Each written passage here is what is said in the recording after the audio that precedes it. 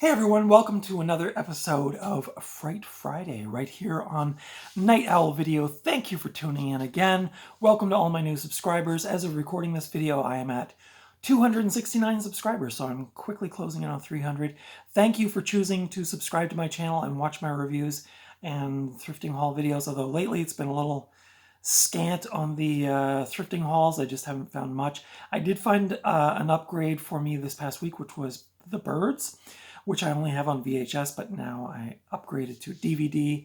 But I couldn't obviously make a whole video of just one movie that I found, so hopefully it'll pick up again. I don't know.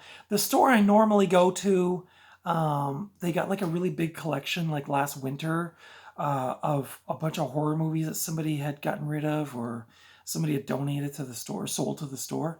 And so every week we were getting like really cool horror and sci-fi and like 70s cartoons and like collections like that. There was all kinds of really good stuff. That seems to have dried up now, and when I go into that particular thrift store that I like, they don't seem to have much, so just slim pickings. I have seen some kind of cool stuff lately, but like I said, my other video stuff I already have, or just, like sometimes I'll see like a VHS, but it's like something I already have, and I think I'm like really torn. I'm like, I really want to buy it, but I know I'm probably going to be moving in like another 5 months or 4 months, whatever. So I'm trying not to weigh myself down with too much stuff because I already have too much stuff. So anyway, so I'm just, all that said, I'm just trying to be a little selective. Anyway, today we are talking about this movie, another movie, a VHS movie review. I don't normally review a lot of VHS because normally I'm trying to upgrade to DVD or Blu-ray, so I don't actually end up watching a lot of VHS. It's pretty rare these days, but I did want to watch this one because I bought this probably a year or maybe 2 years ago, and I never watched it. And I saw it sitting on the shelf the other day, and I was like, you know what? I'm going to finally get around to watching that.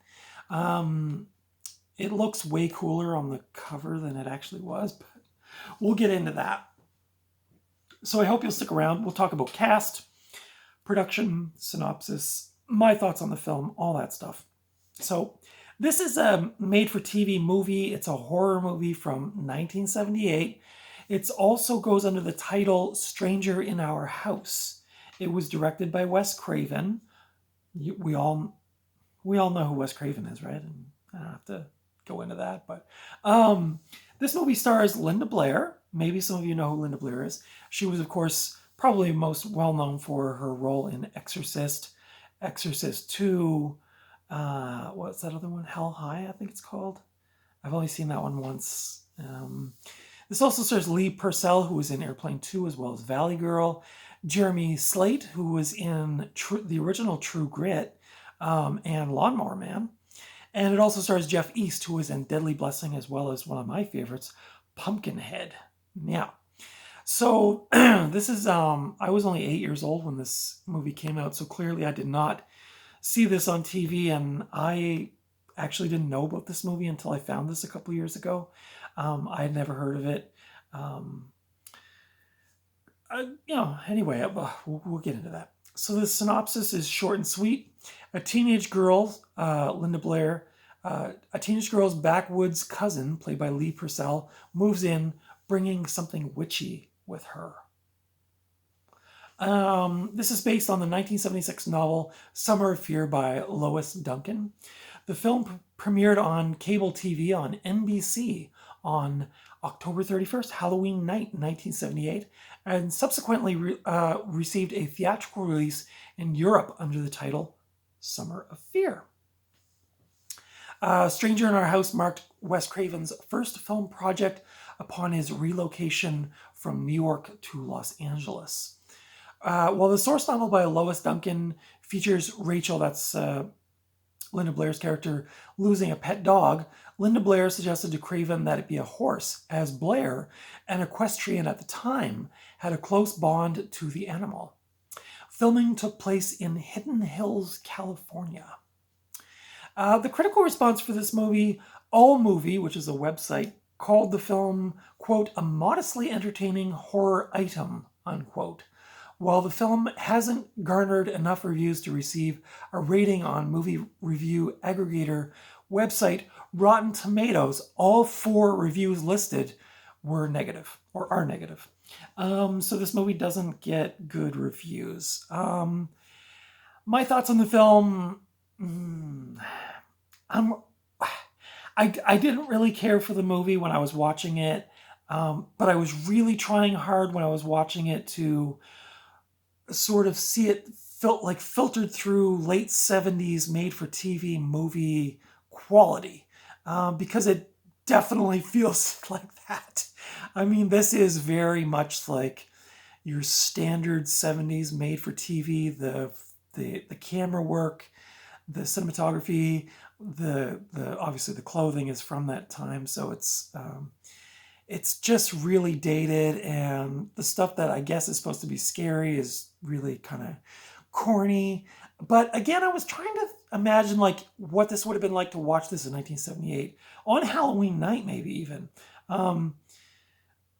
It's so hard sometimes with these older movies to kind of be like objective when you review them, because they are so dated, and sometimes just, my tastes have changed since then, and obviously, and I think my perception has changed, and so it's like when I watch these, I kind of think like, oh, this is so bad, but was it that bad at the time? I don't know. I've definitely seen worse made-for-TV movies. I've definitely seen better. Um, it's I guess it's just average. I would give this like a 2.5 out of 5. Linda Blair's charming as always in this. I just think she's a great actress, and especially in this time period, she was really convincing as that kind of troubled teenager, obviously with coming off the heels of Exorcist. Um, but yeah, this is real cornball kind of stuff now. Maybe like I did kind of enjoy it for that kind of charm, that kind of corny 70s made for TV cornballishness, if you will. But I did. It's not without its charms, and again, Linda Blair does kind of save it from being a complete disaster. I think if it had been some no-name actress in the role, it just probably wouldn't have held up. Really weird, because this is the same year that Halloween came out, another Wes Craven movie, which is considered like the pinnacle of horror film. So really weird, like a really weird dichotomy there. I don't know if it's just like because this was probably shot on. It kind of has that shot on video kind of feel to it, but I don't know. Anyway, I really can't say much about this film. Again, like I like Linda Blair's acting, but the the witchy business that's the main part of the plot, which is this cousin that's not well known to her comes and moves in, and she's into witchcraft, and it escalates, but it really, never really escalates, and it takes forever for it to escalate. It's if there was a movie that was a slow burn, this would be in that list. Um, and then at the end, like in the credits, it has a freeze frame of the witchy cousin, and she's got like devil eye, like green eyes, like devilish looking, and it freeze frames on her face with the green eyes, and the credits roll, and it's so like so of that time, that production style and everything. So I can't really say this was a great movie. If you like Wes Craven, his early stuff, you might like it. If you like Linda Blair, you will definitely like it. If you like 70s made for TV thriller movies, you'll probably like it, but I'd be hard pressed to recommend this film. This edition came out in 2003, and you can see on the bottom it says from the director of Scream and A Nightmare Before, or sorry, A Nightmare on Elm Street. So clearly they were trying to cash, and look at the cover art. I mean, this has nothing to do with the movie, for the record. So very deceiving cover. But clearly they were just trying to cash in on the Scream and Nightmare on Elm Street franchise craze, especially the Scream craze around this time. Because I guess Scream 2 would have been out by this time, maybe even 3. So they probably just they did repackage this and try to make it look like hip and like 90s, and it's just yikes. Yikes. This is rated 13 for some violence. It has a runtime of 99 minutes. Pretty boring looking tape, no cool stickers on it. This is put out by Artisan. Yeah. Those are my thoughts on this film. I really don't have a lot more to say about it. I thought it was kind of a stinker. Even probably like 3/4 of the way through, I was looking at my cell phone. Just didn't carry for me. But this edition obviously is the VHS edition from 2003. No extra features on it. I was glad I watched it. Probably going to be a one and done for me. I have a few friends and relatives who collect horror VHS, so this might be being regifted or sold or something. But anyway, Summer of Fear. Let me know your thoughts on this film, aka Stranger in Our House. Did you like this movie? Did you not like this movie? Leave your comments below. Give me the thumbs up if you like this review. Consider subscribing if you haven't already. Follow me over on Instagram at Night Owl Video. And if you missed it, this past Tuesday, I did a review of Shaun of the Dead on my Cult Movie Tuesdays review. So go back and check that out if you like that movie. Yeah, and that's about it. I'm really missing my thrifting haul videos. I just haven't been able to find anything lately. Like I said, it's kind of a bummer. And I have been going to all my usual haunts, so maybe I have to try going to some other places that I've never been or something. But anyway, such is life. But like I said, all this stuff on my bureau is like stuff from like the last 6 months. So, and then I have like 6 banana boxes full of DVDs. I'm kind of thinking maybe I need, like this one, I need to start going back and watching the ones that I bought that I haven't watched yet, or movies I've never seen, just to see them and review them, and maybe I'll find some hidden gems.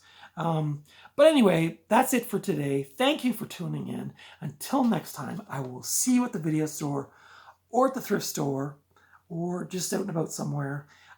Do stay tuned in the coming weeks. I think I'm going to try to do my favorite summer movies. So I'm going to work on that in the coming weeks. So be sure to tune in for that.